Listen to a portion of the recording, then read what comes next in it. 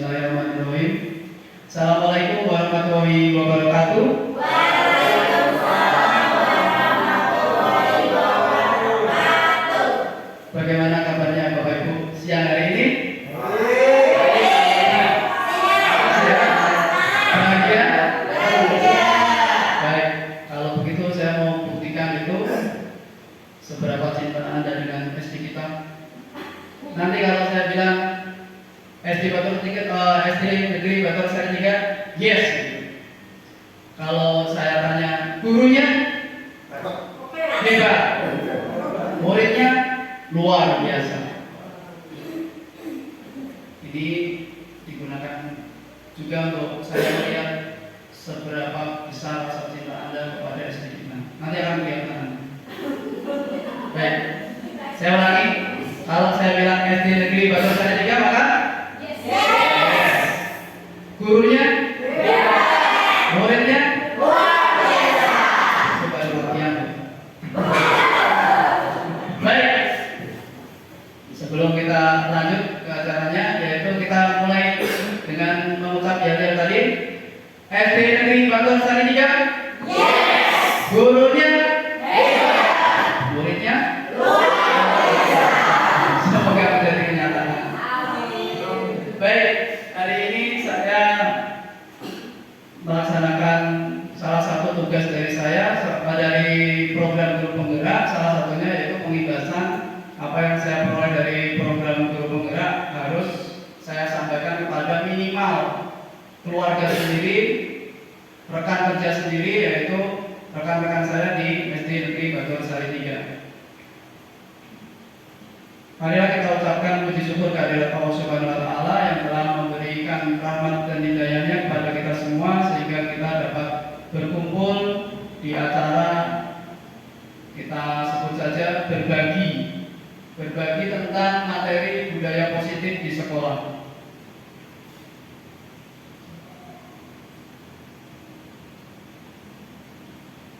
Nah, itu adalah foto kita.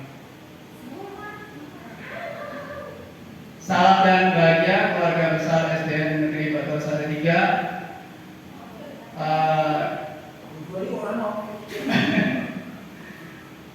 Dari foto di depan ini, semoga tidak hanya terjadi di foto saja, dalam kehidupan sehari-hari kita juga bisa menerapkan budaya kekompakan seperti di foto tersebut.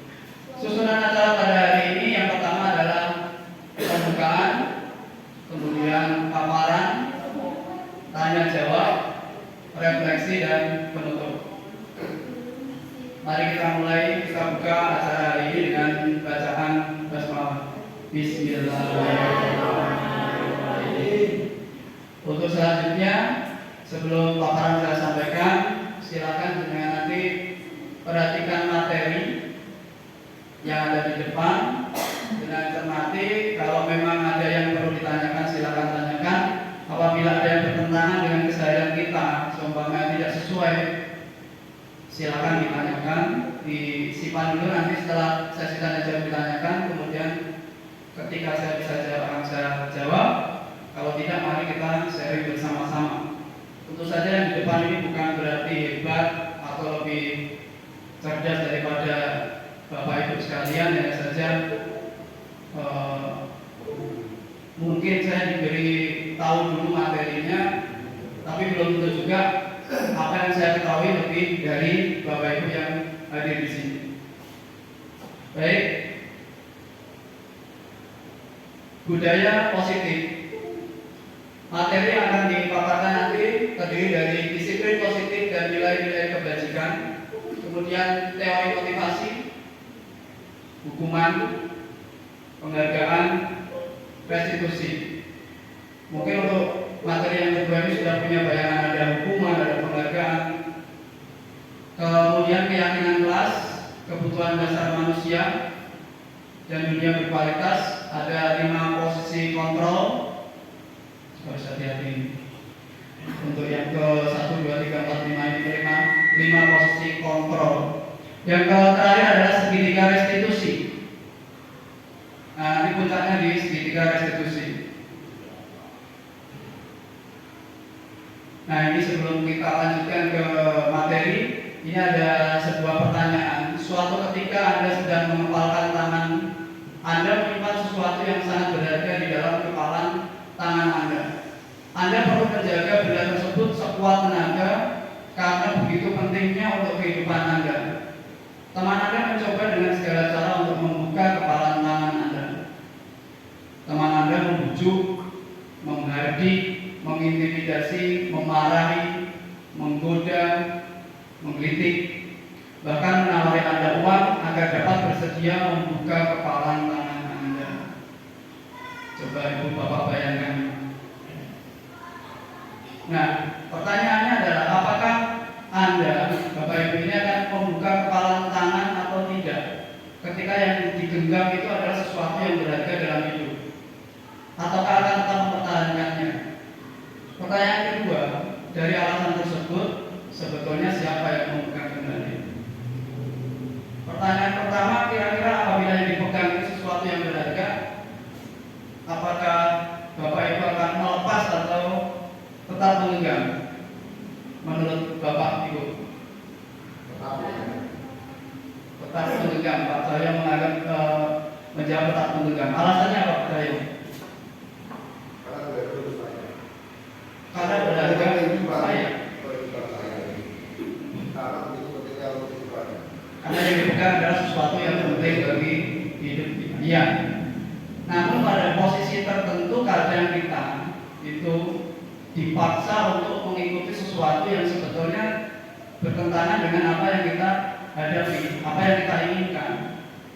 Contohnya adalah aturan-aturan yang dibuat oleh pemerintah mungkin, atau aturan yang dibuat sepihak oleh sekolah. Jadi kita mau tidak mau dipaksa harus mau. Itu artinya kita kadang-kala, kalau digambarkan di sini, mungkin ada orang yang terpaksa membuka tangannya karena mendapat intimidasi. Ini sering terjadi, intimidasi atau dengan dimarahi karena posisi kita mungkin lebih rendah. Sebetulnya kita tidak ingin melakukannya, tapi karena diintimidasi, dimarahi, itu kita terpaksa. Kalau di dalam gambaran soal ini melepas, kalau dalam kehidupan nyata mungkin kita terpaksa melakukan. Kita kalau anak kecil mungkin tidak mau ikut orang tuanya ke acara gawe saudaranya mungkin, atau tetangganya punya gawe dia diajak ke sana, tidak mau. Alasannya karena pengen lihat TV, acaranya bagus atau pengen main HP. Tapi karena orang tuanya merasa anak itu harus ikut, maka dimarahi, kadang anak itu terpaksa ikut. Itu tadi jawaban Pak Cahyo, karena saking berharganya maka Pak Cahyo itu pegang kendali. Sebetulnya berarti menurut Pak Cahyo yang pegang kendali itu sebetulnya kita atau dari luar Pak? Kalau untuk kepentingan kita ya kita yang pegang kendali. Kalau untuk kepentingan orang banyak kita lihat dulu keputusan dari orang banyak. Berarti tergantung situasinya ya Pak. Seberapa besar pengaruhnya. Baik, miskonsepsi guru. Selanjutnya kita akan bahas miskonsepsi guru atau pandangan yang salah yang seringkali kita anggap itu benar. Yaitu yang pertama adalah ilusi guru mengontrol murid, bahwa kita beranggapan bahwa kita itu berkuasa penuh mengontrol perilaku murid, padahal sebetulnya tidak. Walaupun mungkin anak itu diam, walaupun kadang anak itu menuruti apa yang kita bicarakan atau kita perintah, namun sebetulnya mereka memendam suatu rasa yang tidak nyaman. Kemudian yang kedua adalah ilusi bahwa semua penguatan positif itu efektif dan bermanfaat. Kadang kita beranggapan kebiasaan itu baik, kita ulang-ulang terus tanpa kita mengevaluasi, tanpa kita mempelajari apakah itu sebetulnya baik untuk anak. Salah satu gambaran yang paling mudah adalah kita seringkali tidak menanamkan konsep dalam matematika, tapi lebih sering kadang menghafal contoh perkalian dasar. Itu kita seringkali memaksa anak untuk hafal perkalian dasar. Ayo anak 1 kali 1 sampai 9 kali 9 harus hafal. Karena di atas itu kita bisa pakai jari. Ibaratnya seperti itu seolah-olah sesuatu hal yang benar, tapi untuk lebih dalamnya, untuk ke mental anak, kalau kita salah dalam menyampaikan, maka itu menjadi sebuah semacam paksaan. Bahkan kadang ada anak yang kita berpikir bahwa itu sesuatu yang mudah, tapi sebetulnya bagi murid itu susah sekali. Karena ada anak yang cepat hafal, cepat lupa, ada yang cepat hafal, lama lupa dan sebagainya. Kemudian ilusi bahwa kritik dan membuat orang menyesal bersalah dapat menguatkan karakter. Ini juga sering kita lakukan, mengkritik, menyindir, membuat orang merasa bersalah. Ini sebetulnya membuat mental anak menjadi down. Efeknya bisa negatif, anak bisa menjadi ciut nyali. Yang terakhir adalah ilusi bahwa orang dewasa memiliki hak untuk memaksa. Ini juga sama. Kita selalu berasumsi orang tua itu selalu sudah melalui masa-masa kakuan. Saya sudah melalui masa kelas 1, kelas 2, kelas 3. Saya sudah mengalami masa ketika kalian itu sudah saya lewati. Dulu waktu saya kecil seperti ini. Kadang tidak peduli, nilai itu kita yakini. Yang penting apapun caranya, yang penting anak-anak itu prestasinya naik. Kita melakukan segala cara, ya salah satunya tadi menghafal. Padahal yang lebih utama itu adalah memahami konsep. Masalah porsi atau banyak sedikitnya materi yang diterima itu adalah kemampuan anak berbeda-beda. Jadi seperti itu. Kadang kita melakukan jam tambahan yang berlebihan. Kita memaksa anak untuk menambah jam lagi supaya umpamanya hasil ujian meningkat. Padahal sebetulnya proses dari kelas 1 sampai kelas 6 itu berkesinambungan. Akhirnya kelas 6 yang mungkin di kelas 1 sampai kelas 5-nya kurang menerima materi dengan baik, kelas 6 memiliki tanggung jawab lebih sehingga menambah jam. Yang sebetulnya kalau anak-anak itu ditanya secara hati ke hati, mereka itu tersiksa. Karena pasti ada batas waktu. Kita saja mungkin duduk di sini, kalau terlalu lama akan terasa ngantuk. Semilir angin yang melewati tubuh kita, jam-jam sudah menjelang siang, jam istirahat, itu tentu saja akan membuat Bapak Ibu menjadi ngantuk. Bagaimana seorang bisa berubah dari paradigma atau cara pandang stimulus respon ke pendekatan teori kontrol? Stimulus respon, stimulus itu kalau dalam dunia biologi apa Bu Yuri? Stimulus Bu? Stimulus rangsangkan ya. Bu Siti Aminah kalau itu Bu Stimulus. Ya, stimulus itu adalah rangsang, tentu saja yang dianggap di sini adalah dari luar. Dari luar itu dari pihak di luar dari siswa tersebut. Sedangkan respon adalah tindakan yang hasil dari rangsangan yang diberi tadi, tanggapan anak terhadap respon yang diberi tadi, stimulus yang diberi tadi.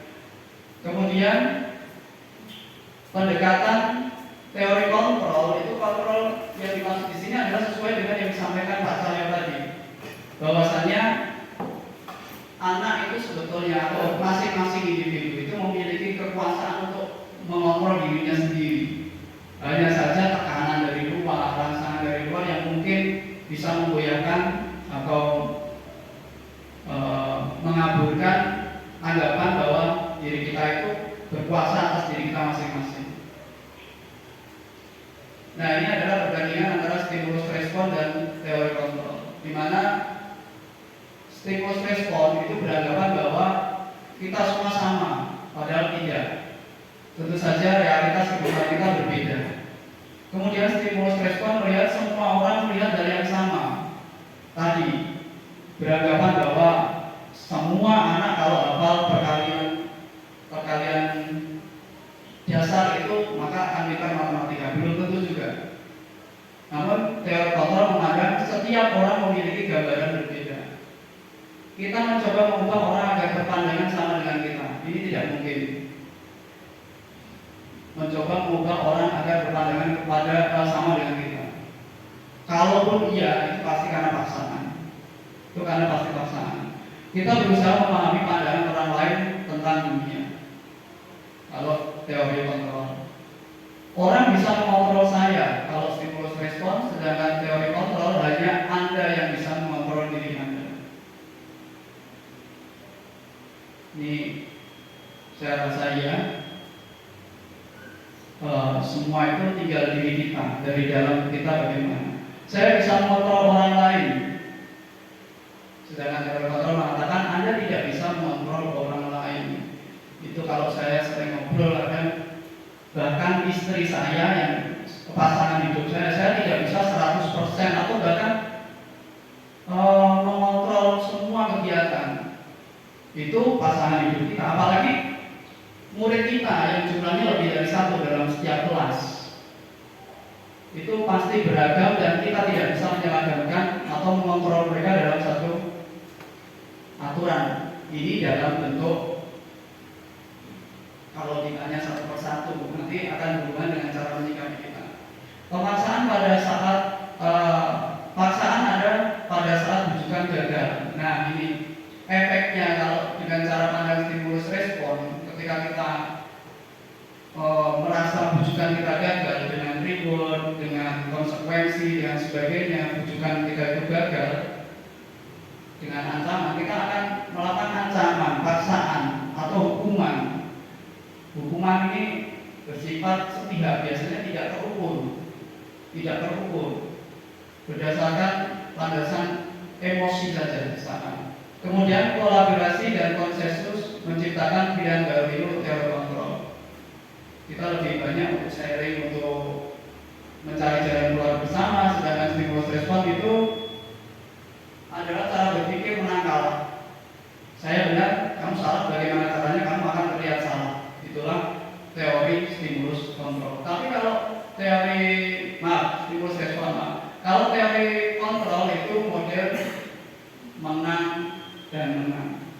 Kalau Bu Eni bilang, bahasa Inggrisnya win-win solution. Baik, selanjutnya kita masuk ke materi makna kata disiplin. Nah, disiplin ini kalau menurut Pak Anang, kalau dengar kata disiplin apa Pak yang mencoba? Barisan yang rapi atau keteraturan yang seragam semua?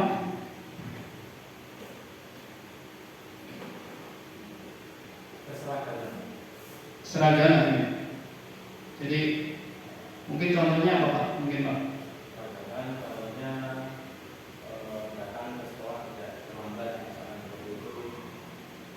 Kemudian menggunakan atribut sesuai dengan jadwal yang telah ditentukan umpama dan harus melengkapi. Tidak harus misalkan di sini ada sebelah satu merah putih, ada dasarnya itu ada tambahannya, ada dasinya begitu. Kalau pasar ya kita harus pakai. Ya, baik. Ketaatan terhadap peraturan ya berarti ini Pak, sesuai dengan Kamus Besar Bahasa Indonesia berarti. Sesuatu yang tertib, semua yang mengikuti aturan, tahu aturan. Jika Senin itu harus upacara berseragam lengkap, maka individu tersebut harus mengikuti apa yang ada. Sedangkan Ki Hajar Dewantara sebagai tokoh pendidikan kita, di mana ada kemerdekaan, disitulah harus ada disiplin yang kuat. Disiplin di sini sesungguhnya bersifat self disiplin atau disiplin diri, yaitu kita sendiri yang mewajibkan kita sekeras-kerasnya, mewajibkan diri sekeras-kerasnya, karena mungkin individu tersebut itu meyakini bahwa itu yang benar. Tidak. Kita bisa ambil contoh dari rekan kita, Pak Cahyo ibaratnya. Saya yakin Pak Cahyo punya alasan kuat kenapa beliau itu setiap hari dari pertama datang ke SD kita itu hampir kalau tidak ada halangan yang sangat itu tidak pernah terlambat. Padahal kalau kita bayangkan waktu kita berkunjung ke rumahnya dulu itu jaraknya jauh sekali. Nah itu dimana berarti posisi Pak Cahyo kalau ditanya pasti pengen santai-santai, seperti temannya bangunnya tidak terlalu Tapi kemampuan Pak Cahyo di sini yang paling menonjol berarti beliau itu berani mampu memaksa sekeras-kerasnya dirinya untuk setiap hari berusaha bagaimana caranya untuk bisa hadir tepat waktu. Itu contoh. Jadi yang disampaikan Pak Ki Hajar Dewantara seperti itu. Tapi itu sama saja, sebab jikalau kita tidak cakap melakukan self disiplin, wajiblah penguasalah yang mendisiplinkan. Kadang-kala bukan berarti kita ketika kita tidak butuh aturan ketika sudah semua itu punya self disiplin, tapi kadang karena namanya manusia itu pasti ada kalanya kalah dengan nafsu. Nah itu maka diperlukan peraturan untuk menertibkan yang memang tidak bisa untuk memaksa dirinya tadi, mengontrol dirinya tadi. Nah, dan peraturan demikian itulah yang harus ada di dalam suasana yang merdeka. Makanya peraturan pemerintah tetap ada. Tapi bukan berarti kita hanya melakukan sesuatu karena peraturan pemerintah. Sebetulnya ukuran yang lebih tepatnya adalah itu benar atau salah, itu saja sebetulnya. Nilai-nilai kebajikan. Nilai-nilai kebajikan universal. Nilai-nilai kebajikan. Kebajikan berarti sesuatu yang baik. Ini disepakati bersama, tidak memandang itu suku bangsa, agama, bahasa maupun latar belakangnya. Nilai-nilai ini merupakan payung besar dari sikap dan perilaku kita, atau nilai-nilai ini merupakan fondasi kita berperilaku. Nilai-nilai kebajikan universal meliputi ada keadilan, tanggung jawab. Ini saya rasa tidak ada yang dianggap disepakati universal di seluruh dunia ini, karena tidak ada yang tidak suka dengan keadilan. Pasti semua ingin diperlakukan adil, tanggung jawab. Walaupun mungkin kita itu bukan tipe orang yang bertanggung jawab, tapi kita pasti pengen menjadi orang yang bertanggung jawab. Atau minimal kalau kita seorang pemimpin kelas, pasti kita ingin murid-murid kita memiliki sikap yang bertanggung jawab, kejujuran, bersyukur, lurus hati, berprinsip, berintegritas, memiliki kasih sayang, rajin, komitmen, percaya diri, kesabaran, dan masih banyak lagi. Nah, komitmen itu atau nilai-nilai kebijakan itu yang diharapkan tampak. Ini ada profil pelajar Pancasila, yaitu beriman, bertakwa kepada Tuhan Yang Maha Esa, berakhlak mulia, mandiri, bernalar kritis. Tapi jangan sampai kebablasan ya Pak ya. Seperti Pak Anang mengalami murid yang kritisnya mungkin over ya. Jadi ada berkebinekaan tunggal, gotong royong, dan kreatif. Ini adalah profil pelajar Pancasila yang kita harapkan tampak di SD Negeri Batur Salatiga ini. Hampir semua sudah tampak sih Pak Bu. Cuma mungkin perlu penguatan. Beriman bertakwa kita setiap pagi sudah membaca Asmaul Husna, berdoa bersama, berakhlak mulia, mandiri, bernalar kritis, berkebinekaan tunggal. Saya rasa sampai hari ini belum ada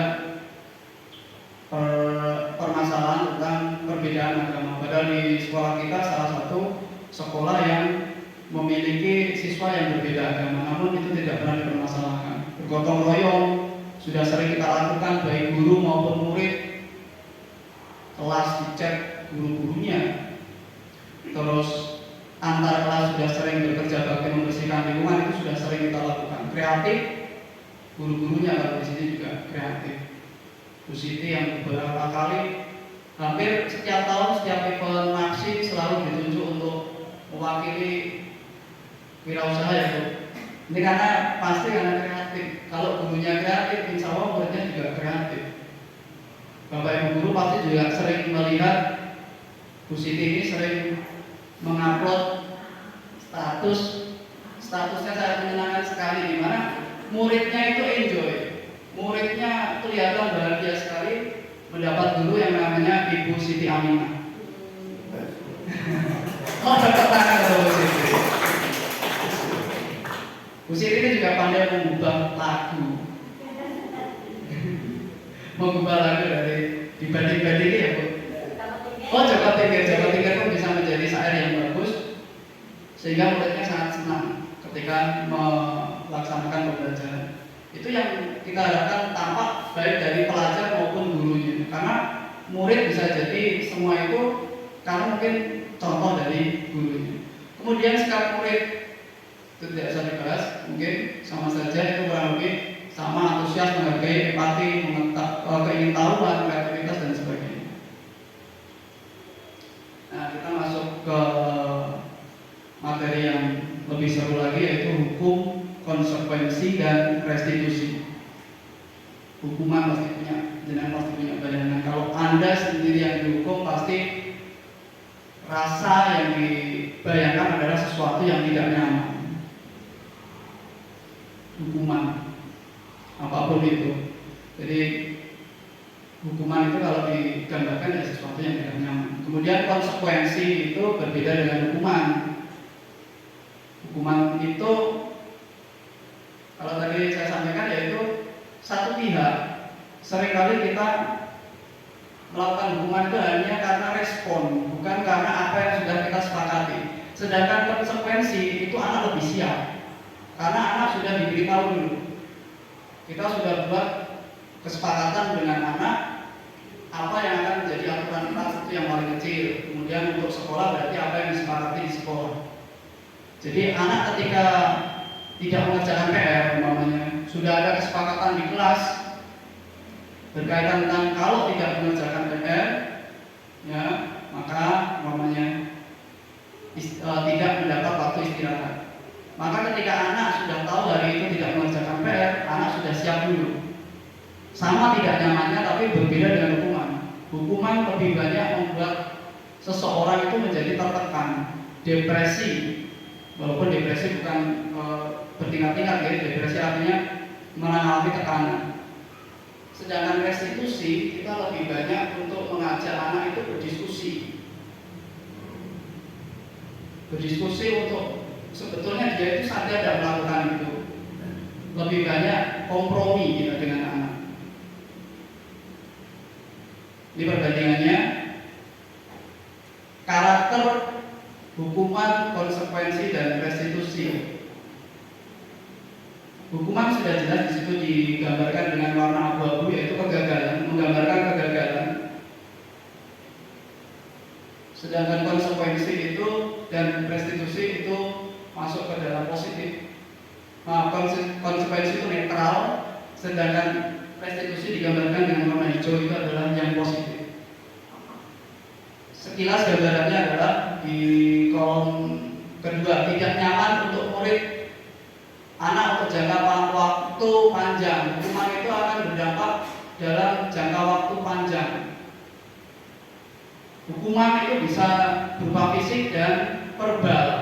Nah, hukuman verbal ini biasanya lebih nancep. Sebagai gambaran, saya masih ingat ketika usia saya masih SMP kelas 1 tepatnya, saya mendapat hukuman verbal karena mungkin ramai di kelas. Guru saya menyampaikan bahwa mengingatkan saya ketika ramai tersebut, tapi tidak hanya mengingatkan. Hal yang tidak ditanyakan. Kamu ikut ekstra apa? Pas Ibra tempe. Itu saya masih ingat sampai sekarang. Itu jangka panjang berarti. Usia saya SMP sampai sekarang sudah buntut telur, ya sudah 3, tapi masih ingat juga. Dan pernah satu kali saya itu ketemu beliau di depan PTD di Demak. Beliaunya sudah lupa. Saya ketika masih ingat saya tuh tidak. Saya itu dulu yang waktu SMP itu bilang seperti ini. Beliaunya sudah lupa. Tapi yang mendapat hukuman itu jangka panjang masih ingat terus. Ini kadang yang harus kita hati-hati dengan putra-putri kita, anak kita sendiri, anak kandung kita atau siswa-siswa kita juga. Tidak nyaman untuk murid, untuk konsekuensi, sifatnya tidak nyaman untuk murid, anak untuk jangka waktu pendek. Jangka waktu yang pendek. Karena anak sudah siap dulu sudah siap dulu. Ketika melakukan kesalahan ini, maka nanti saya akan dapat ini. Ketika saya melakukan ini akan dapat ini, sudah siap terlebih dahulu. Tapi berbeda dengan restitusi, anak akan berusaha untuk mengontrol dirinya ketika akan membuat kesalahan. Dia akan terlatih untuk berpikir dulu, menilai dulu ini benar atau salah. Korban mendapat keadilan untuk hukuman. Yang mendapat keadilan adalah korban. Sedangkan konsekuensi korban bisa diabaikan, bisa jadi diabaikan konsekuensi. Jadi mungkin tidak setimpal karena sudah disepakati, tapi sebetulnya kesalahan dengan kesepakatan tersebut bagi korbannya kurang pas. Sedangkan restitusi itu berusaha mendapatkan, korban itu mendapatkan ganti rugi dalam hal bukan materi itu saja, lebih ke pengembalian kepribadian dia. Ke bawah seperti itu,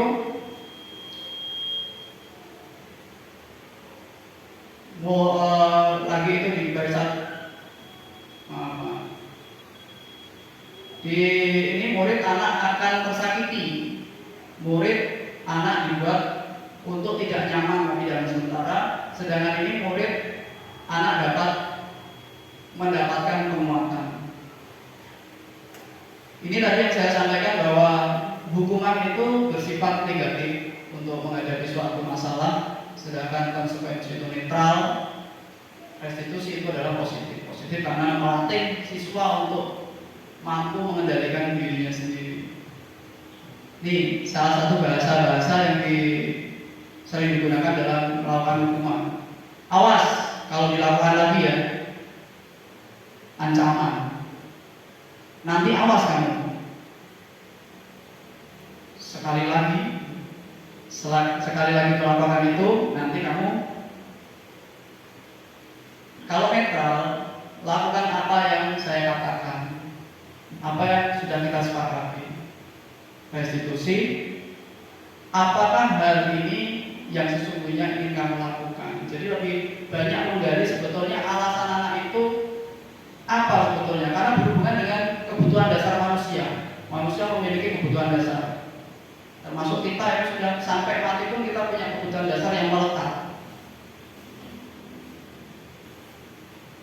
Terakhir adalah hukuman itu model paksaan, mau tidak mau, kamu harus ikut saya. Ya Pak Nabi ya, mau tidak mau harus ikut saya Pak Nabi. Jangan disampaikan ke Bu Ayu Pak. Terus kemudian netral, yaitu konsep diri baik, sudah mengetahui lebih dulu. Sedangkan restitusi adalah konsep diri kuat.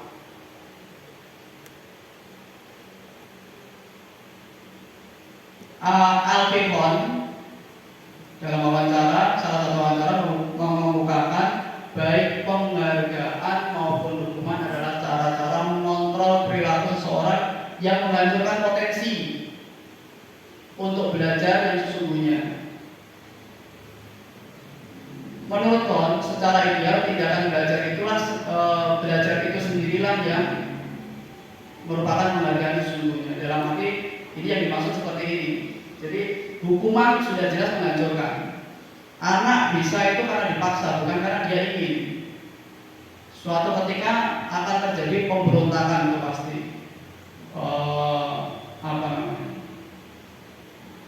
Akan terjadi pembangkangan terhadap anak karena sifatnya paksaan, bukan apa yang mereka inginkan, tapi apa yang Anda inginkan. Harus mengikuti apa yang diinginkan orang lain. Hadiah pun sama. Berkali-kali saya juga setelah menerima materi ini, saya rasakan iya, memang dalam kondisi matanya akan langsung berbinar. Dia sudah punya bayangan bahwa saya bisa keluar lebih dulu, istirahat lebih lama. Tapi untuk anak-anak yang memang kesulitan berpikir, yang masih berfokus pada istirahat, akan melakukan segala cara. Entah itu mencontek, membuka catatan dan sebagainya. Jangan nanti bisa amati kalau diberi reward seperti itu. Pulang lebih dulu, istirahat lebih dulu, atau dapat apa. Kemudian kalau anak yang memang nggak punya keinginan lagi, mending diam, nggak istirahat, nggak apa-apa, tidur-tiduran, gambar, ngorek-ngorek, apalah. Jadi itu yang dianggap di sini penghargaan atau hukuman. Kita akan anak-anak tersebut akan menjadi ketergantungan. Anak yang pintar pun ketika kita menghilangkan penghargaan tersebut, maka anak tersebut juga akan hilang semangat. Yang mungkin kalau kita sampaikan adalah nanti yang dapat 100 dapat uang jajan gitu, atau dapat hadiah buku. Mata mereka harus berbinar, tapi begitu kata-kata tersebut dihilangkan, itu akan menimbulkan efek yang berbeda. Kemudian mengapa keyakinan kelas? Keyakinan kelas yaitu sebuah keyakinan terhadap nilai-nilai kebajikan. Kita yakin tadi dengan tanggung jawab, peduli, toleransi dan sebagainya disepakati bersama oleh warga kelas ini dalam skop kelas. Dan tidak perlu banyak Bapak Ibu, yang sering menjadi masalah untuk di kelas kita kan biasanya kedisiplinan. Mungkin itu yang kita bahas. Kemudian apa lagi? Saling menghormati, itu yang masih kurang. Yang saya seringkali ketika mendampingi anak membersihkan halaman, itu anak yang berkeliaran, simpang siur itu sudah tidak punya rasa sungkan, lewat ya lewat saja gitu. Ada bapak ibu gurunya mungkin yang sedang berdiri di depan kelas, anak itu masuk, ya masuk saja, tidak pakai permisi dan sebagainya. Nah itu nilai-nilai itu kita bahas di kelas, kita sepakati dan kita gunakan untuk memperbaiki apa yang belum tepat. Mengapa tidak peraturan kelas saja? Jawabannya tujuan awal kita. Tujuan awal kita apa? Ada pertanyaan lagi. Kalau bisa, alasan menggunakan helm kenapa bisa? Ya aman. Ini berarti memiliki kontrol diri yang kuat. Ketika ke pasar, dari rumah ke pasar, dari rumah sana ke pasar pakai helm. Ke jalan raya pakai jalan helm. Saya tanyakan setiap naik motor. Oh tidak. Artinya dengan masih dikontrol oleh peraturan. Gambarnya seperti itu. Nah, yang ingin kita latih adalah bagaimana anak tersebut betul-betul meyakini bahwa sesuatu itu penting bagi mereka. Kalau Pak Nardi kemanapun pakai helm? Pakai Pak, tidak panas Pak. Oh, ada ya, panas. Kesal pakai. Kalau transfer pakai helm itu penyamaran. Biasanya promo. Penyamaran pakai helm yang pertama, yang kedua tidak pasti. Ya, Mengajar promo. Jadi seperti itu. Ketika Anda secara jujur mengakui bahwa saya juga seperti itu Bu, masalahnya Bu. Ketika jarak dekat itu seringkali memang tidak pakai helm. Saya juga harus mengakui berarti saya itu masih dikontrol oleh peraturan pemerintah. Mungkin kalau diterapkan betul ya, diterapkan betul bahwa pakai sandal jepit itu tidak boleh. Itu saya juga pakai sandal slop. Karena memang level saya mungkin masih level peraturan. Belum punya kuasa diri yang kuat, belum punya dasar yang kuat, belum siap menerima konsekuensi. Itu menjadi pertimbangan mungkin. Tentu saja, tapi untuk disampaikan ke siswa tentu saja kita kan ingin yang paling ideal. Hasilnya nanti kita tinggal tunggu hasil nanti. Jadi seperti itu, keyakinan dalam diri yang kuat bahwa helm itu adalah tujuannya adalah untuk keselamatan kita. Pasti kemanapun tempat kita berkendara akan kita pakai helm tersebut, walaupun jaraknya mungkin cuma dekat. Karena dekat tidak menjamin keselamatan juga. Bisa saja baru nyabrang di depan rumah kita sudah tersambar oleh kendaraan lain, bisa saja. Nah ini keyakinan di kelas saya, kelas 5A, yang saya tuangkan ke dalam gerakan 4 tangan, yaitu jabat tangan, ada turun tangan, ada gandeng tangan, dan ringan tangan.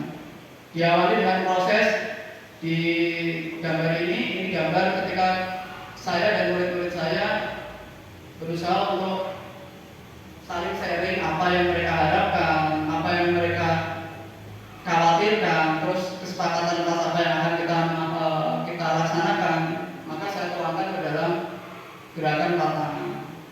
Ini baru merintis sebetulnya. Nah, ini contohnya adalah gerakan ringan tangan.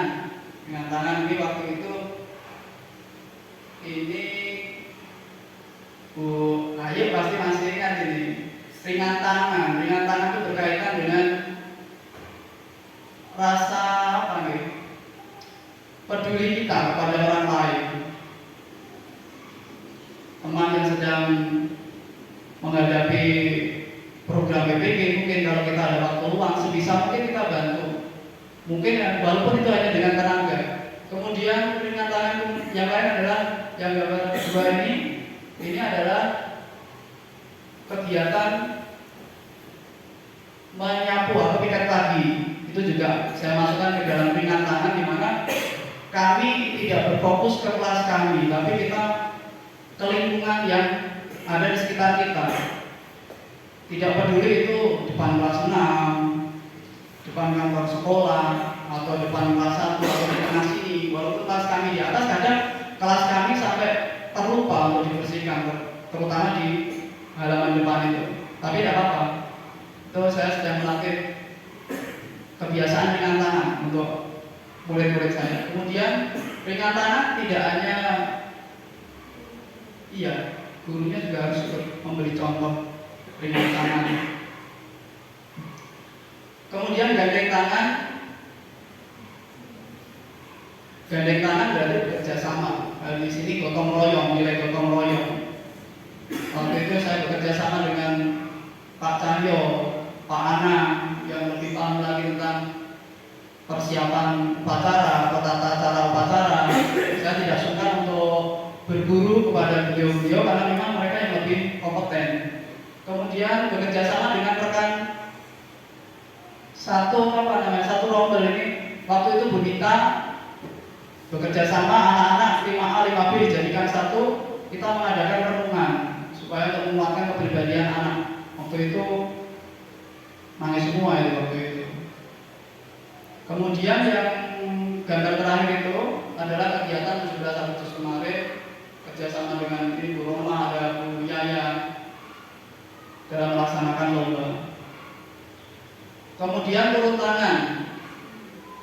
tangan di sini tentu saja tindakan kita biasanya hanya sebatas di mulut. Contoh, buang sampah sembarangan, mengurangi sampah, atau kita seringkali perintah anak tapi kita sendiri itu duduk-duduk santai. Piket cuma bersih, gurunya ngobrol sendiri, atau hanya hanya mengawasi tanpa turun tangan langsung memberi contoh. Dengan seperti ini saya rasa anak lebih merasa diberpihaki daripada hanya diperintah saja dan diawasi. Selain itu, kepedulian lingkungan gambar pertama ini adalah hasil dari kotak peduli lingkungan, di mana waktu itu anak-anak mengumpulkan uang, diberikan bibit tanaman, salah satunya yang ada yang di depan kantor guru itu, sebagian ada 2 bibit yang ditanam di lapangan. Kemudian yang terakhir ini adalah gambar turun tangan, yaitu aksi nyata berupa mengurangi sampah plastik. Saya terinspirasi dari Pak Anang, muridnya, siswanya diminta untuk bawa gelas, beli es itu menggunakan gelas. Saya modifikasi, katanya boleh, ATM itu boleh. Apa itu Pak? Oh, Bu Ayu tahu ATM. Apa itu Bu? Iya, amati itu modifikasi. Amati saja, Pak Anang kelihatannya keren nih. Benar juga ya, salah satu sampah yang paling banyak adalah bungkus es, karena hampir setiap anak itu rata-rata beli 2 kali. Istirahat pertama beli, istirahat kedua beli. Saya pernah menghitung dengan murid-murid saya kalikan. Untuk awalan kegiatan ini, aksi nyata ini saya awali, kita seringkali hanya melihat dalam skop kecil. Kita tidak lihat kalkulasinya. Saya coba kalikan satu kelas, berapa anak, kurang lebih 20 anak yang setiap hari beli 2 kali, itu baru satu kelas. Sekolahan kita ada 12 kelas. 12 kelas kali 20 berapa? Satu hari menghasilkan sampah berapa? Saya hitung lagi 1 minggu, 1 bulan, 1 tahun mereka mendapat gambaran yang besar. Oh, ternyata sampah-sampah yang saya hasilkan setiap hari itu banyak sekali. Kalau terkumpul 1 tahun berarti bisa sebanyak itu. Itu baru plastiknya, belum sedotannya, belum minuman yang dibuat. Mungkin kalau Marimas berarti kita menghasilkan 3 sampah plastik.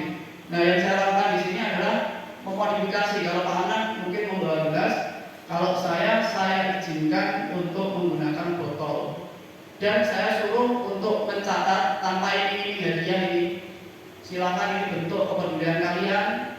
Yang berhasil tidak membeli es dalam bungkus plastik, silakan mencentang dalam tabel yang saya sediakan di tembok kelas. Ulur tangan, sama sifat peduli, hanya saja ulur tangan ini lebih ke rasa empati terhadap saudara kita yang mungkin tidak seberuntung kita. Bedanya di situ. Kalau ringan tangan tadi kepedulian, tapi dalam tingkat atau level biasa. Tapi untuk ulur tangan ini ada rasa empati, di mana saudara kita yang terkena musibah. Waktu itu saya berbincang dengan Pak Cahyo punya waktu luang, uang amal ketika kegiatan pesantren Milat, itu kami belanjakan susu Milo serta tidak boleh menyebut merek, susu coklat, kemudian roti waktu itu. Ternyata betapa senangnya, walaupun mungkin nominalnya tidak seberapa, ternyata sampai di sana kita disambut oleh seorang kepala sekolah yang hebat sekali, Pak Wawan ya Pak Jaya. Kita disambut dengan luar biasa, di luar ekspektasi kita. Ternyata hal yang kita berikan sekecil itu, tapi mereka menyambutnya luar biasa. Ulur tangan ini yang mungkin masih jadi PR saya, program selanjutnya apa. Kemudian memang kebutuhan dasar manusia, ada kebutuhan bertahan hidup, survival secara alami, kebutuhan kasih sayang dan rasa diterima. Ya Bu, pengen disayang, pengen diterima, belum dapat katanya. Sabar Bu. Penguasaan, pengakuan terhadap kemampuan, terhadap kecerdasan, mungkin kekayaan, mungkin ingin diakui dengan cara menunjukkan secara fisik, mungkin dengan harta bendanya atau dengan kepintarannya, seringkali merasa paling di antara yang lain. Itu mungkin beliau sedang kebutuhan penguasaannya kurang. Ada kebutuhan tentang kebebasan, ada kebutuhan tentang kesenangan. Motivasi perilaku dalam memenuhi apa yang menjadi kebutuhan hidup manusia itu memiliki motivasi. Ada motivasinya. Yang pertama, menghindari ketidaknyamanan atau hukuman. Itu adalah peristiwa kita tadi ketika mengenakan helm. Seringkali kita hanya menghindari ketidaknyamanan, cuma ke pasar aja kok pakai helm. Kemudian menghindari hukuman. Ya ketika kita merasa terhindar, akhirnya kita tidak pakai.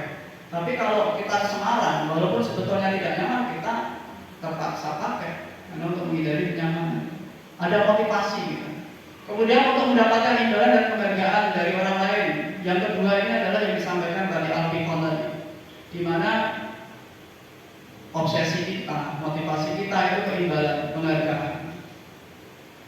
Ketiga, untuk menjadi orang yang mereka inginkan dan menghargai diri sendiri. Nah ini yang paling berharga. Di sekolah kita sebetulnya banyak orang-orang yang memiliki prinsip kuat. Itu bisa kita tularkan kepada siswa-siswa kita dengan mungkin berbagi pola pikir yang tentu saja kita harus pertimbangkan dengan salahnya juga. Jadi mereka itu berjalan karena memiliki nilai-nilai yang dipercayai. Salah satunya ya tadi Pak Cahyo, kadang saya malu sendiri.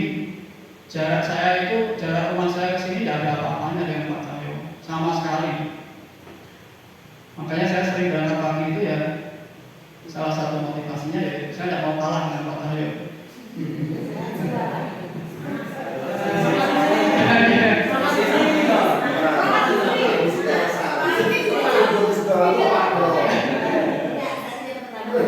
Bapak ya, ada motif ekonomi ya. Oh, tapi aman Bu, tidak tercantum di sini, nggak ada. Kita, oh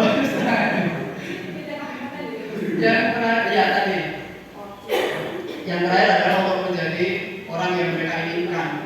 Memang mereka inginkan seperti itu, tanpa terpengaruh dari luar, ada motivasi dari dalam. Posisi kontrol. Nah ini materi menjelang akhir yang saya rasa penting bagi kita. Mungkin setelah ini Bapak Ibu bisa menyadari saya ketika melakukan itu posisinya di mana. Ada penghukum, saya mulai punya bayangan ini. Gue banget. Saya tidak akan membahas kelas per kelas Pak. Cuma itu juga gue banget. Membuat merasa bersalah. Wah ini nyindir itu, nyindir itu. Wah berangkatnya tepat waktu ya. Membuat merasa bersalah itu. Kemudian teman, ada sebagai teman mungkin sering dilakukan Pak Nadi. Kita lihat murid-murid atau Bu Siti dengan Pak Nadi itu salah satu mungkin gambaran posisi guru sebagai teman itu seperti apa? Akrab. Murid dengan gurunya akrab. Karakter. Ada pemantau. Nah, pemantau itu yang sering membuat kesepakatan. Tipenya pemantau ini terukur, semua terukur. Pakai ukuran detail. Yang terakhir adalah manajer. Manajer adalah tipe guru yang memampukan muridnya untuk berjalan sendiri atau melakukan keputusan sendiri. Kita lihat ciri-cirinya bagaimana saja. Ini guru yang bersifat menghukum, menghadik, menunjuk, menyakiti, menyindir, biasanya pakai penunjuk, itu cuma nunjuk-nunjuk anak atau mungkin matanya melotot. Kalau saya dari lahir sudah melotot. Membuat orang merasa bersalah, berceramah menunjukkan kekecewaan. Ini membuat anak merasa bersalah. Pak Roma kecewa dengan kamu. Kenapa kamu berbuat seperti ini? Anak menjadi down, merasa buruk bagi dirinya, membuat alasan-alasan untuk murid-muridnya, teman. Dan apa-apa, tapi besok jangan diulangi lagi. Bahasanya beda, lebih dekat lagi, lebih akrab. Cuma anak ada gampang ke gurunya. Cuma nanti begitu pindah kelas, contoh kelas saya, itu masih terkenal terus Bu Siti. Masih terkenal terus Bu Siti. Makanya kalau pulang sekolah itu salah satu kelas yang menuju ya kelasnya Bu Siti. Karena terkesan terus bagus, tapi ya tidak 100%. Maka kadang ada guru yang dibenci ya gara-gara guru yang memiliki karakter teman tadi kepada murid. Ya, baik seperti itu. Tapi itu semua tinggal pandai-pandainya guru menjelaskan alasan kita mengapa kita mengambil posisi tersebut. Kemudian posisi pemantau, menghitung dan mengukur lah tadi, menghitung dan mengukur, membuat kesepakatan, membuat peraturan-peraturan di mana anak itu harus sesuai dengan ukuran dia. Kalau enggak, makanya lebih dari 5 menit, berarti kamu harus, nah seperti itu. Kemudian kontrol diri, yaitu manajer mengajukan pertanyaan-pertanyaan. Anak-anak ditanya, benar tidak dia mau melakukan, sesuai tidak. Anak akan mendapatkan, anak belajar untuk berpikir, untuk mengukur dirinya, benar salahnya, apa yang dilakukan. Kemudian kata-kata, kalau kamu tidak melakukan, saya akan. Kalau yang membuat orang merasa bersalah, kamu sudah mengecewakan ibu bapak. Teman lakukan untuk bapak atau ibu, kemudian apa peraturannya untuk pemantau, sedangkan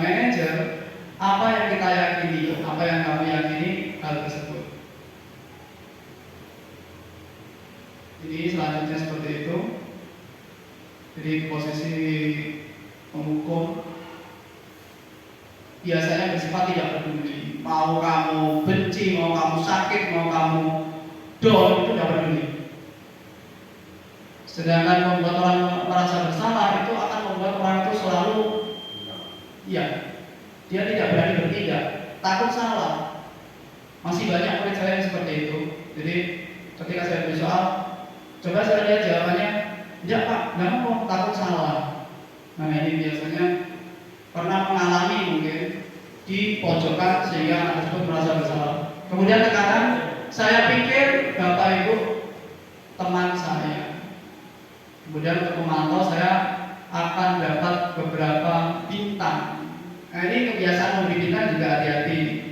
Kita harus pandai-pandai menjelaskan sehingga anak itu tidak terobsesi dengan bintangnya, dengan ujiannya, tapi itu hanya semacam bonus saja. Kalau dia sudah melakukan hal kebaikan. Manajer, bagaimana caranya agar saya bisa memperbaiki keadaan ini? Itu jawaban siswa. Ya, jawaban yang diharapkan siswa itu bisa menjawab.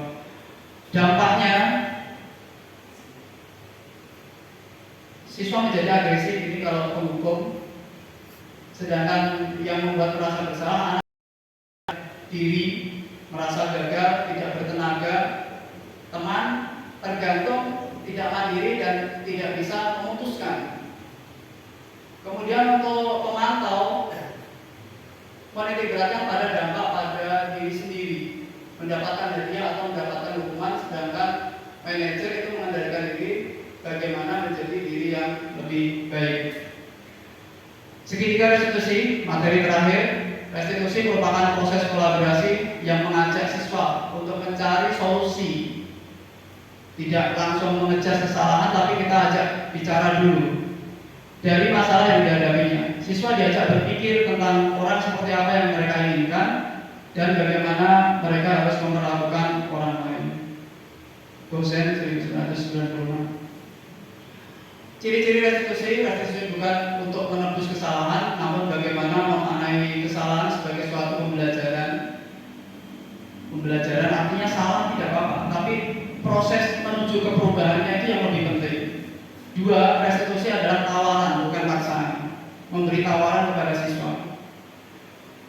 Tiga, restitusi menuntut untuk melihat ke dalam diri, introspeksi diri, menyadari diri apa yang dia lakukan itu benar atau salah. Kemudian 4, restitusi mencari kebutuhan dasar yang mendasari tindakannya, menggali apa yang menjadi alasannya melakukan hal tersebut. 5, restitusi fokus pada karakter, bukan pada tindakan.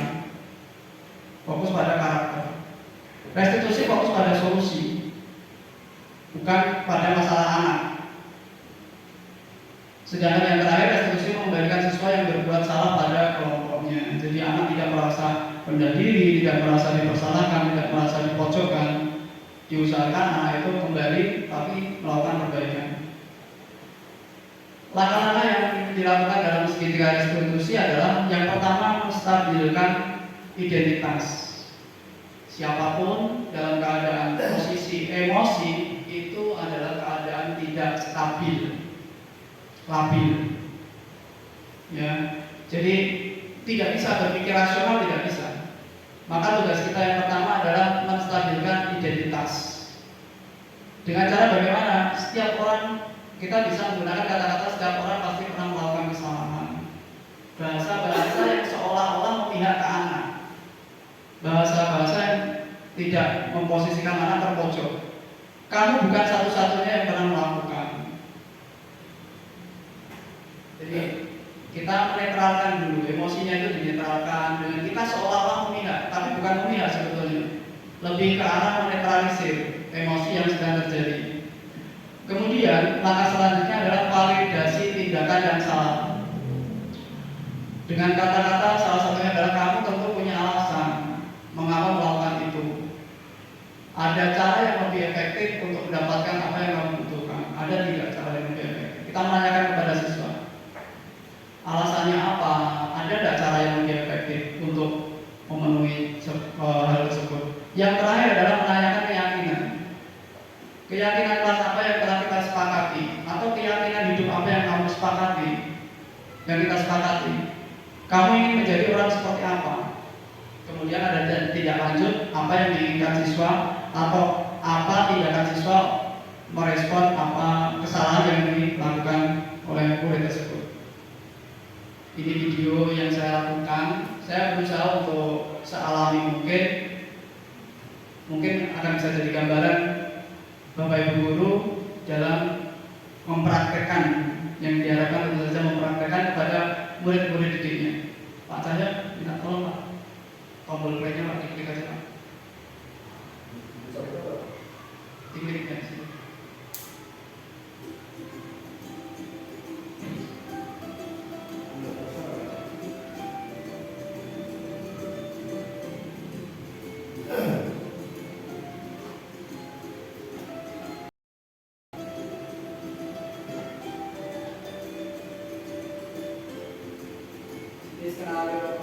Skenario praktek tiga institusi saya lakukan kepada murid Janu yang sering sekali terlambat masuk setelah istirahat.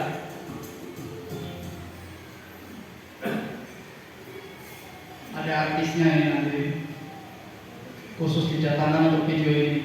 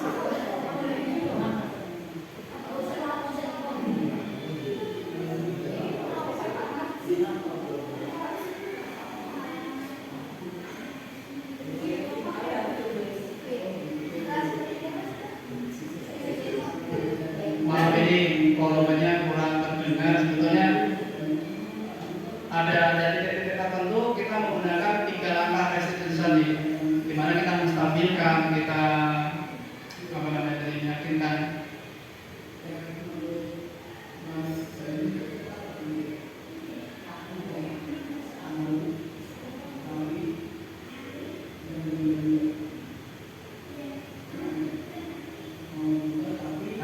diajak berpikir sebetulnya tindakan tadi atau tindakan keseharian Janu ini sering atau hampir setiap hari waktu itu selalu terlambat datang masuk setelah istirahat 5-10 menit, karena memang dari rumah dia diberi sapu cukup banyak orang, rata-rata 10.000 per hari, jadi jajannya luar biasa juga.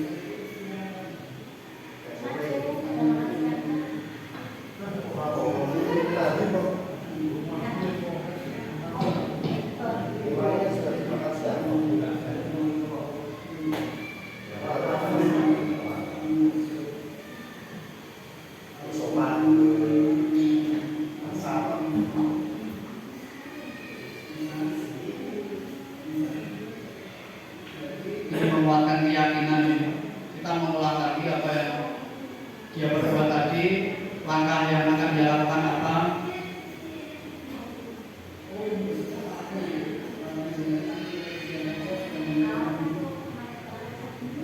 Netralisir.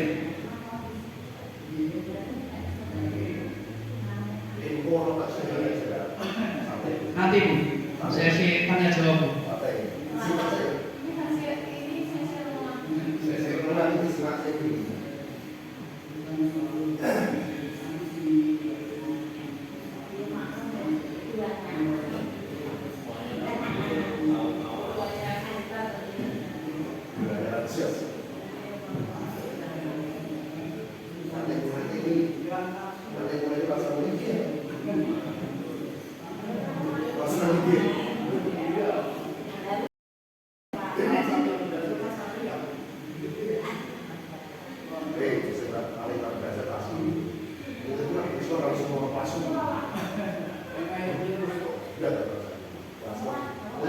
Ini pendapat anak ketika saya wawancarai. Assalamualaikum Mas Danu. Nah, ini tadi Pak Lukman sedang menjalankan suatu penjelasan kepada kamu tentang apa yang dilakukan dari Mas Danu. Dari cara-cara Pak Lukman yang biasanya ketika kamu melakukan sesuatu yang kurang tepat, masuk sebelum istirahat kelar, atau ketika Mas Janu itu sedang sibuk sendiri ketika dijelaskan Pak Lukman, menurut Mas Janu cara mana yang paling menyenangkan? Apakah cara yang ketika sehari-hari Pak Lukman di kelas, atau ketika hari ini ditanya seperti ini? Lebih senang gitu kan? Ini belum paham ya dari tadi.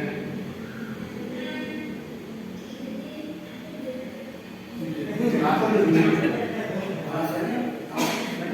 Maksudnya ini, kamu itu lebih suka diberi sanksi langsung, disuruh ambil sampah, tapi besok ulangi lagi kesalahan kamu, ulangi lagi, karena kamu mungkin beranggapan tadi masih banyak teman, dihukum sendirian, atau seperti ini kita buat kesepakatan, terus kemudian akan ada jadi perubahan nanti, bahkan di istilah perubahan itu sudah ada perubahan. Menurut kamu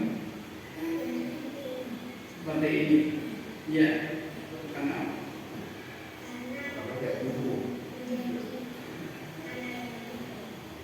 baik, jadi kurang lebih seperti itu ya. Kalau disanksi setiap hari pun, kalau diulangi lagi Ya, baik kalau gitu lebih baik kita buat kesepakatan seperti ini, tapi harus dua arah. Pak Roma mungkin suatu saat kalau Mas Janu itu lupa, Pak Roma mengingatkan, Mas Janu juga harus tumbuh kesadaran juga ya. Harus dari dalam diri harus ada kesadaran. Oh kalau saya terlambat, nanti membantu teman yang sudah siap untuk belajar, teman harus menunggu saya, begitu ya. Baik, terima kasih Mas Janu sudah menjawab pertanyaan Pak Roma. Semoga nanti di istirahat kedua hasilnya sudah terlihat. Terima kasih.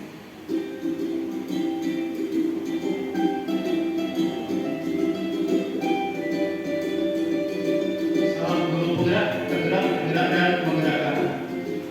Slogannya.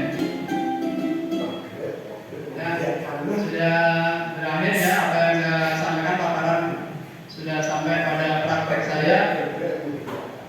Semoga memang kalau Janu itu setelah kejadian itu entah semoga itu memang efek restitusi, bukan efek karena dia saya upload ke YouTube mungkin. Semoga itu karena efek betul-betul restitusi. Dia merasa karena sekarang kelas saya itu saya ajak selalu untuk berpikir logis. Mungkin tidak sesuai untuk usia, tapi saya yakin ketika anak itu bisa berpikir logis maka kesadaran mereka akan tumbuh. Baik Bapak Ibu, untuk sesi selanjutnya saya buka tanya jawab Ibu karena ini sudah siang, mungkin 3 pertanyaan mungkin maksimal. Baik, silakan tadi Bu Siti mau bertanya.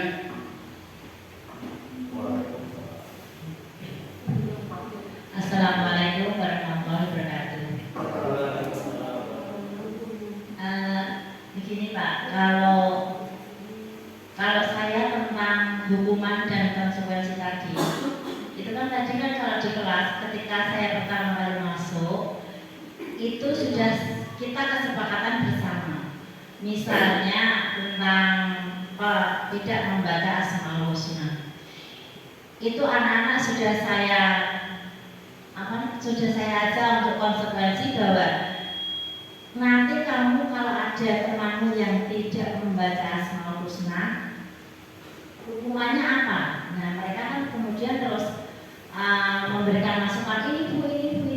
Nah akhirnya jadi kesepakatan dia harus keluar kelas. Itu pun sudah saya beri waktu 3 kali, kalau masih melanggar maka harus keluar kelas.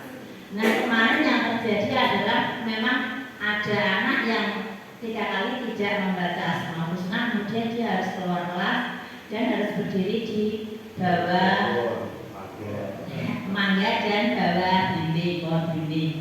Nah setelah itu ternyata Pak sudah diberi hukuman seperti itu, anak itu juga masih saya perhatikan masih seperti itu lagi. Ya terus kemudian saya beri penjelasan seperti panjenengan tadi supaya dia itu dan paham maksudnya seperti itu. Jadi saya kuatkan dengan Al-Ummah 2 itu misalnya tidak hanya lambenya saja yang berbunyi, tetapi kan untuk dirinya sendiri, manfaat untuk dirinya sendiri. Kenyataannya bocah-bocah yang tadi itu memang agak sulit. Nah terus saya harus memberikan apa lagi seperti itu Pak. Terima kasih.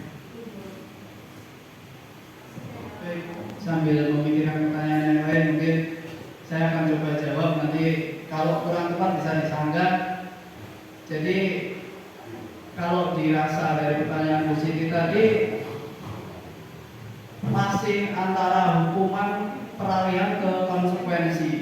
Jadi memang kadang kita mungkin tujuannya baik gitu, tapi apa yang kita lakukan itu sebetulnya sedang tanpa kita sadari kita itu sedang memperlihatkan kita sebagai guru itu tidak mampu mengatasi sesuatu.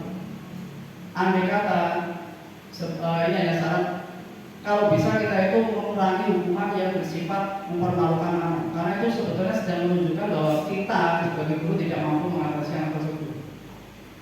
Alangkah baiknya kita minta tolong ke guru lain, individu lain yang sekiranya mampu untuk menghadapi anak itu lebih baik. Kemarin waktu saya sebetulnya mau praktek itu ada ujian yang secara tidak disengaja datang, yaitu ada anak yang diminta muter dari satu tempat ke satu tempat untuk meminta tanda tangan dan hukuman dari guru yang ditemui. Itu sebetulnya saya kurang setuju karena satu, anak itu sendiri juga dipermalukan. Anak itu menjadi tadi mungkin efeknya mentalnya down atau semakin menentang karena di rumah latar belakangnya lain. Selain itu kita sedang memperlihatkan diri kita pribadi sebagai guru bahwa kita tidak mampu untuk mengatasi hal tersebut. Alangkah baiknya kita berkolaborasi dengan teman lain. Itu lebih saya rasa lebih baik, atau dengan ibu kepala sekolah sebagai pengganti. Umpamanya kita ibaratkan ibu kepala sekolah itu kan sebagai, kalau di SMP guru BP mungkin bisa membina tapi tidak harus membuat anak tersebut dipermalukan. Nah, kasus yang dihadapi Bu Siti mungkin anak tersebut merasa tidak nyaman karena nada di situ kesepakatan tapi ada embel-embel hukuman. Coba mungkin tensinya diturunkan dengan membuang kata-kata hukuman tapi cukup konsekuensi saja. Sebetulnya sama, cuma tensinya atau bayangan kita hukuman itu memang suatu yang tidak nyaman. Kita dipaksa. Padahal di rumah mungkin anak tersebut, bapak ibunya mungkin ibadahnya tidak teratur, ngaji tidak bisa. Minat belajar tidak pernah diingatkan, ngaji tidak. Akhirnya di sekolah ya seperti itu. Dan itu tidak hanya di kelas Bu Siti, di kelas saya juga banyak.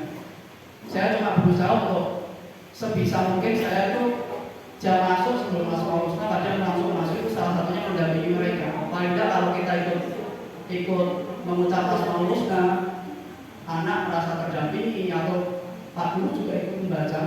Pak Guru bahkan kadang memimpin, ibarat mungkin yang saya harapkan mereka juga berpikir seperti itu sehingga mereka dengan otomatis membaca karena memang kesadaran diri.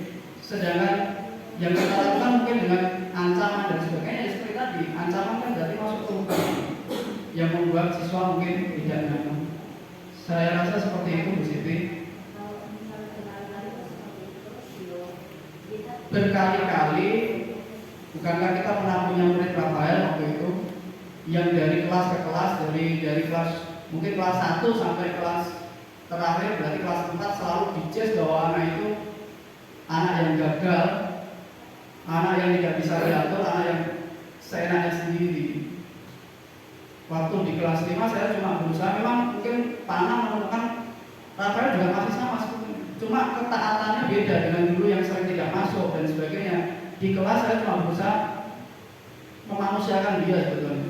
Jadi orang lain mungkin menganggap Rafael itu seburuk-buruknya siswa waktu itu, tapi waktu masuk ke kelas saya berusaha untuk memihak dia. Ketika dia itu tidak di kelas, saya coba menerangkan sikap saya ke Rafael kepada siswa yang lain. Mungkin kalau tidak dijelaskan akan merasa nakal spesial gitu. Tapi ketika anak itu tidak ada di kelas, saya coba untuk menerangkan sejelas mungkin kepada teman-temannya yang lain. Saya rasa seperti itu. Jadi mungkin ada latar belakang lain yang perlu kita gali tadi. Alasannya apa dia sebetulnya seperti itu? Kurang lebih seperti itu. Oke, sama-sama Bu Siti, semoga membantu. Ada pertanyaan lain? Cukup? Pak Agus? Pak Cahyo? Bukan yang kemarin?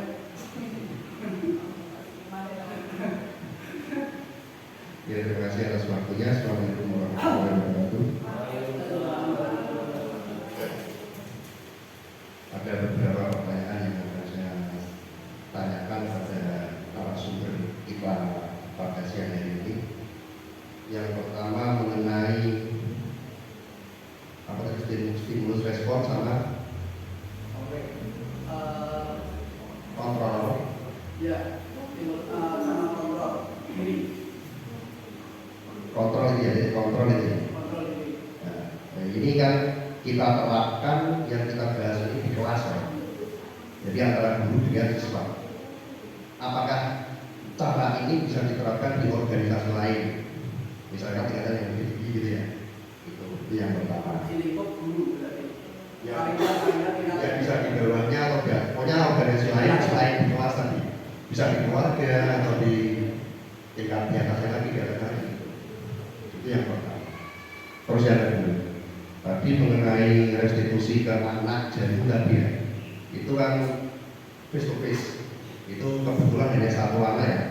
Kalau kita menemukan beberapa banyak dalam jumlah banyak mengalami masalah yang sama seperti Jerry tadi, apa kita melakukan restitusinya juga face to face, apa kita kalau bersama kita barengkan saja. Itu yang kedua. Terus yang ketiga mengenai disiplin. Saya tertarik dengan disiplin tadi yang di sini apa tadi? Ya, kita memaksa diri sendiri untuk disiplin. Apabila kita gagal untuk memaksa diri kita untuk disiplin, maka penguasa yang memaksa kita, itu kan? Mendisiplinkan kita, gitu ya. Itu kalau tidak salah seperti itu masalah disiplin tadi. Yang saya tanyakan, apabila kita gagal untuk mendisiplinkan diri, kemudian di situ terserah tadi, maka diambil alih oleh penguasa untuk mendisiplinkan kita. Yang saya tanyakan, apabila penguasa itu belum bisa mendisiplinkan diri sendiri, apakah penguasa berhak mendisiplinkan orang lain? Itu yang saya tanyakan. Saya kira cukup itu. Terima kasih atas waktunya. Wassalamualaikum warahmatullahi wabarakatuh.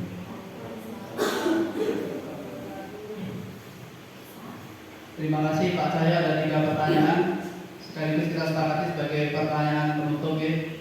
Jadi yang pertama, apakah bisa apa yang kita pelajari hari ini diterapkan di berbagai tempat? Saya rasa bisa. Bahkan saya kadang saya praktekkan ke anak saya sendiri. Saya coba untuk, memang sebelumnya saya memang suka menekan, jadi kok penekan ya. Terus terang seperti itu. Dan saya sadari bahwa akhir-akhir ini bahwa anak saya mentalnya yang mungkin kurang berani, tidak seperti anak-anak yang lain. Dan saya lihat murid-murid saya seberani itu, tapi anak saya kok yang mungkin waktu itu sama-sama kelas 5 kok enggak. Maka saya mulai berhati-hati untuk bersikap karena saya takutnya nanti mentalnya semakin down. Saya praktekkan ini di rumah saya juga. Hasilnya saya belum tahu juga. Saya baru tahap mencoba itu. Di tahap guru pun sama kan. Ini kita bicara manusia, cuma ini yang kita terapkan untuk murid. Kebutuhan dasar manusia, saya tadi sampaikan bahwa dari lahir ketika dia mulai memahami sesuatu sampai kita mati kan sama sebetulnya. Kita pengen diterima, kita pengen disayang, kita pengen diakui keberadaannya. Saya rasa itu.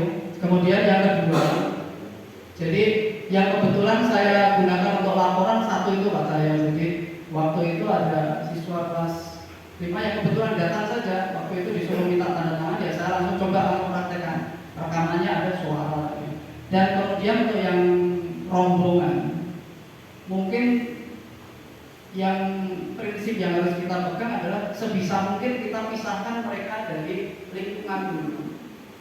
Pisahkan dengan lingkungan bagaimanapun caranya. Waktu itu saya juga waktu itu Pak Anang juga menyaksikan waktu itu, yaitu pelanggaran ketika upacara. Itu saya gunakan pertanyaan-pertanyaan tersebut. Tentu saja setelah siswa lain yang tidak melakukan kesalahan kembali ke kelas. Jadi saya habiskan dengan pertanyaan sama, saya tanyain satu persatu apa yang mereka lakukan seperti ini benar atau tidak. Terus alasannya apa? Saya tanyakan satu persatu. Kemudian memang tidak saya hukum waktu itu. Dan mungkin bertentangan dengan guru yang lain. Namun biasanya kalau jemput sampah waktu itu saya coba mempraktikkan restitusi seperti itu. Jadi prinsipnya sebisa mungkin bagaimana anak tersebut itu masih merasa diorangkan. Kalau memang tidak mungkin, selama kita bisa menerangkan kepada siswa banyak yang mungkin bisa. Tapi dengan bahasa-bahasa tadi yang ini bahasa-bahasa yang tidak memojokkan, kelihatannya memihak, sebetulnya tidak hanya bertujuan untuk menetralisir. Pertanyaan terakhir yang paling menantang, ketika kita tidak bisa mendisiplinkan diri, ketika tidak bisa memaksa diri kita sendiri untuk melakukan nilai-nilai yang sudah kita yakini bersama yang bersifat universal, tentu saja kita butuh orang lain. Di setiap kita itu pasti ada atasan kita, pasti. Jadi anak atasannya secara ekosistem, maka atasannya yang ketika tidak ada guru, maka ketua kelas itu atasannya. Ketika guru masuk berarti guru. Di sekolah berarti atasan kita kepala sekolah. Nah, tentu saja kembali lagi kita di mana? Kita di lingkungan pendidikan, di mana yang kita anut di Indonesia yaitu Ki Dewantara. Ing ngarsa Turodo, ing madya mangarsa, tuturi handayani. Di depan harus bisa memberikan contoh, di tengah harus bisa memberikan semangat, di belakang memberikan motivasi. Ketika sesuatu itu tidak tampak dari pimpinan, maka yang terjadi sudah bisa dibayangkan Pak, murid kita sendiri ketika jangankan yang lebih seperti itu ya, hanya masalah kuku saja anak itu protes. Waktu itu saya lupa memotong kuku, saya ngecek hari Rabu, saya pun diprotes. Pasti akan timbul perlawanan, itu pasti. Itu sudah hukum alam.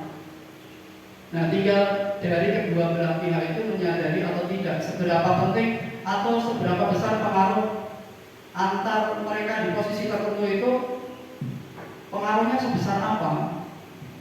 Maka perlu dipahami bahwa kita itu dua arah yang tadi seperti saya sampaikan ke si Janu tadi, tidak mungkin kita bertindak satu arah. Namun ketika masih memang itu berkaitan dengan kepentingan orang banyak, tentu saja kita akan ikuti. Tapi kalau sudah berkaitan dengan yang prinsip, mungkin bisa kita sampaikan dengan cara yang baik. Saya rasa itu yang bisa saya sampaikan untuk kesempatan hari ini. Begitu ya Pak Karyo. Semoga memuaskan. Tidak ada pertanyaan lanjutan ya Pak? Jangan sebentar Pak. Jumpa Pak. Baik, nanti ngobrol di belakang saja Pak. Baik, terima kasih.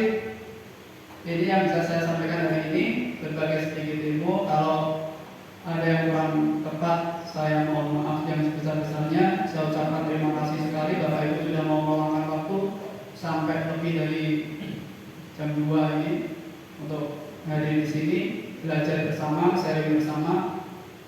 Semoga apa yang saya sampaikan bermanfaat.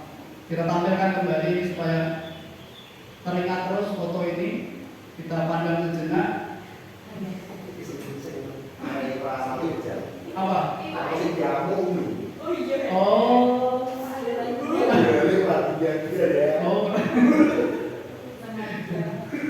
Tapi itu Pak, belakangnya itu Pak. Dek. Oh, bukan cinta ya Pak. Bukan cinta. Baik, terima kasih. Sekali lagi saya ucapkan